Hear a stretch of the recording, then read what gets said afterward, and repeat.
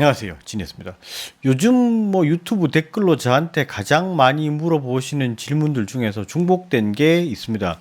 조립 PC는 판매하지 않으십니까? 라는 얘기들을 되게 많이 물어보세요. 제가 이제 올해로 컴퓨터를 한 지가 19년 차예요. 근데 이제 실제로 15년 정도를 넘으신 분들, PC를 만지신 지 15년 넘은 분들 같은 경우에는 대부분 조립 PC로 업을 시작을 하지 않았나 싶어요. 실제로 저도 마찬가지고요. 그래서 대답은 조립 PC도 판매를 합니다. 그래서 왜 이런 질문들을 많이 하실까라고 보면서 제가 유튜브로 올렸던 영상을 봤어요. 보니까 거의 한 90% 이상이 노트북 관련 영상이더라고요. 아마도 이제 제가 유튜브를 작년 11월부터 시작을 했으니까 노트북 시즌과 좀 맞물려서 노트북을 좀 많이 올리지 않았나라는 생각을 합니다. 이게 노트북 같은 경우는 사실은 이제 올리기가 되게 쉽습니다. 이제 완성이 된 제품을 가지고 분해하면서 비교를 하는 것이고, 조립 PC 같은 경우는 제가 이번에 준비를 하려고 보니까 되게 준비할 게 많더라고요. 제품을 또 만들어야 되고, 그 제품을 다시 비교를 해야 되고, 제품 사전 영상을 또 찍어야 되고, 이게 조립 PC가 실제로 노트북보다 한 3배 정도는 이제 리뷰하기가 훨씬 힘든 것 같아요. 그래서 일단 리뷰를 많이 못했던 것 같고요. 그래서 오늘은 준비를 한 게 지금 가장 핫한 CPU 중에 하나죠. AMD 라이젠 젠2, AMD 3000 시리즈 CPU들이 이제 출시가 됐죠. 그 중에서 3600X랑 인텔 CPU를 이제 비교를 해 봤습니다. 일단은 이제 조립 PC 같은 경우는 사실은 좀 이제 리뷰를 할 때, 그 다음에 성능 테스트를 할 때 좀 되게 좀 고민이 되는 부분들이 많이 있었습니다. 그리고 이게 여러 가지 변수들이 굉장히 많아요. 이제 똑같은 CPU를 가지고도 메인보드, 메모리, SSD 이런 환경이 조금만 달라져도 성능이 되게 다르게 많이 나옵니다. 그래픽카드 역시 마찬가지고요.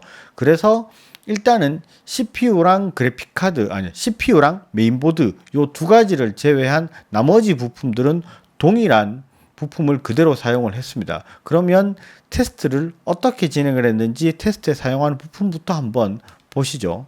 자, AMD는 CPU 라이젠 5 3600X를 사용을 했고요. 메인보드는 ASUS B450MK, 메모리는 삼성 DDR4 8GB 21300을 사용했고, 그래픽카드는 ASUS 듀얼 GTX 1660 Ti 5 6G 제품, SSD는 삼성 970 EVO 플러스 250GB를 사용을 했습니다. 인텔은 i5 9400F, 메인보드는 ASUS B365MK를 사용을 했고요. 나머지 제품은 동일한 제품을 사용을 하였습니다. 그리고 인텔은 i7 9700F의 테스트도 같이 진행을 했습니다. 그래야 금액대 성능비를 이야기할 수 있을 것 같아서 그렇게 진행을 했습니다. 자, 지금까지 AMD CPU는 제 기억으로는 한 10년 전쯤이에요. 그때 이제 불도저 시리즈가 나오면서 한번 싹 말아 먹어버렸죠. 그 이후에는 거의 시장에서 점유율이 거의 제로에 가깝게 거의 고전을 하다가 라이젠 시리즈가 나오고 1000대 시리즈, 1500, 1600, 1700 시리즈들 나오고, 그 다음에 라이젠 2000대까지 해서 이제 시장 점유율을 조금씩 높여갔습니다. 그래서 상당히 좀 괜찮게 나오나 이런 기대들을 하고 있다가 젠2 시리즈 3000 요 시리즈들이 나오면서 이번 CPU 같은 경우에는 거의 인텔의 아성을 좀 많이 위협을 하고 있지 않나. 그래서 유튜브나 이렇게 보시면 이제 인텔 폭망한다, AMD 화이팅 이런 여러 가지 글들을 영상들을 많이 볼 수가 있어요. 그래서 저도 준비를 했는 부분이죠. 그러면은 이게 성능이 어느 정도 수준으로 나오는지를 한번 봐야 되겠죠.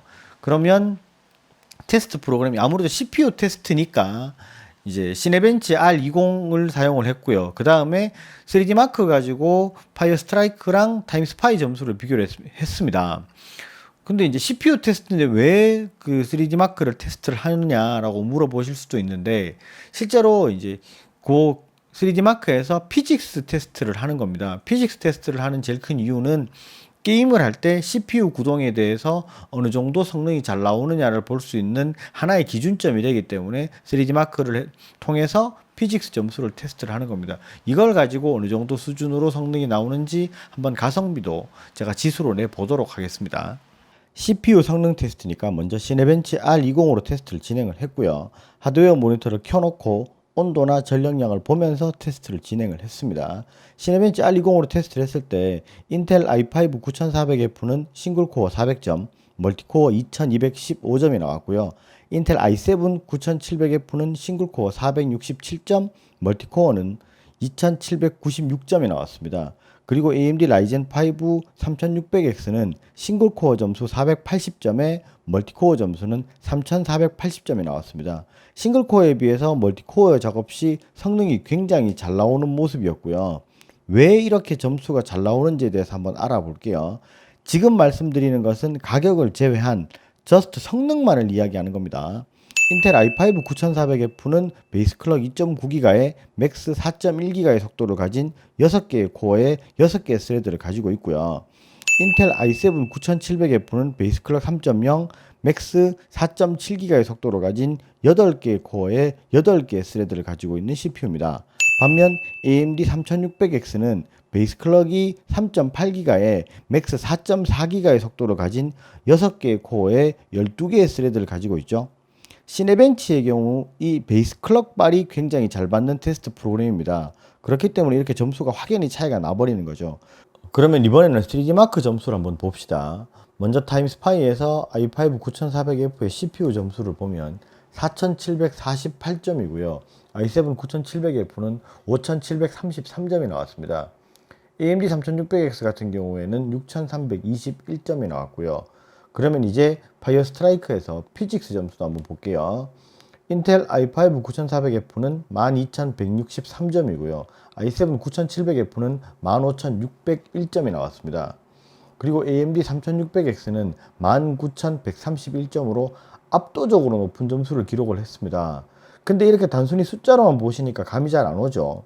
그래서 이렇게 그래프로 준비를 했습니다. 인텔 i5 9400F의 성능을 100으로 봤을 때 나머지 CPU들의 성능을 환산해서 표기를 했습니다. i5 9400F에 비해서 i7 9700F는 약 25% 정도의 성능이 높은 것으로 나왔고요. AMD 3600X는 약 50% 정도의 성능이 더 높은 것으로 테스트 결과 확인이 됐습니다. 자, 지금까지는 가격을 무시하고 단순히 성능만 가지고 테스트를 한 거고요. 우리가 제품을 구매할 때 이 가격이라는 걸 무시할 수가 없으니까 CPU 가격을 적용을 해서 가격대 성능비 지수를 한번 뽑아봤습니다. 가성비 지수는 시네벤치 점수 나누기 CPU 금액 곱하기 100을 해서 나온 값입니다. 값이 높을수록 가성비가 좋다고 보시면 되겠습니다. i5 9400F는 1.15가 나왔고요. i7 9700F는 0.69, AMD 3600X는 1.05가 나왔습니다. 이 가격은 온라인 마켓의 CPU 구매 금액 평균 기준으로 잡았습니다. 자, 이게 결과를 보시니까 성능이 되게 잘 나온다라는 느낌을 받으셨을 거예요. 실제로 이게 저도 이제 인텔 뭐 9400F i5 정도의 성능이라고 봤었으니까 이제 3600X를 비교를 할 때 i5 9400F와만 이제 뭐 비교를 하면 되겠다라고 생각을 하면서 테스트를 했습니다. 근데 이게 생각외로 그 AMD CPU가 피직스 점수도 잘 나오고 시네벤치의 뭐 점수도 잘 나오길래 i7 9700까지 투입을 하면서 급하게 테스트를 좀 했던 부분이 있었는데요. 실제로 성능이 좀 잘 나와서 저도 조금은 놀란 부분이 있고 아마도 이러면 시장에서도 좀 반영이 좋지 않을까라는 생각을 합니다. 자, 여기서 CPU에 대한 가격과 제품의 가격을 이제 조합을 하셔서 내가 원하는 가격대에 맞는 제품을 구매를 하시면 아마 될 겁니다. 이게 제품 조립 PC 같은 경우는 제가 이제 아래쪽에 저희 페이지 링크를 달아 놓을 거고요. 제 같은 경우는 실제로 그래요. 조립 PC를 지금 이제 구매를 하시게 되면 대부분 이 정도 사양이면 게이밍 PC니까 게이밍으로 조립 PC를 만들면 거의 한 100만 원 정도 수준을 육박을 하죠. 그러다 보면 이제 사양대가 굉장히 높고 고가의 PC가 돼버립니다. 근데 이제 저 같은 경우에는 조립 PC를 만들 때 되게 중요하게 생각하는 부분 중에 하나가 뭐냐면 이 부품의 퀄리티예요. 어느 정도의 좋은 수준의 부품을 쓰느냐에 대한 차이인데 메인보드라든지 그래픽 카드나 뭐 이런 뭐 SSD 같은 경우도 막 이제 조립 PC 업체나 이런 데 가보면 막 듣보잡을 써요.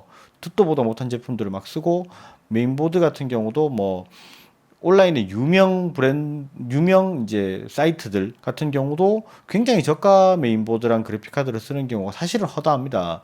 그래서 이제 뭐 저는 개인적으로 그래픽 카드랑 SSD 뭐 메모리 같은 경우 또 메인보드 같은 경우는 이제 굉장히 고가 제품을 쓰는 편이에요. 메모리랑 SSD는 대부분 삼성 제품으로만 쓰고요. 그래픽 카드라든지 뭐 메인보드는 실제로 제가 에이수스 총판을 하고 있기 때문에 에이수스 제품을 이제 주력으로 많이 씁니다. 그렇게 조합을 해서 제가 제품을 꾸며놨으니까 제품 구매 페이지에도 한번 뭐 구매에 대한 생각이 있으시면 한번 보시는 것도 나쁘진 않을 것 같아요. 그렇게 한번 살펴봐 주시면 고맙겠습니다.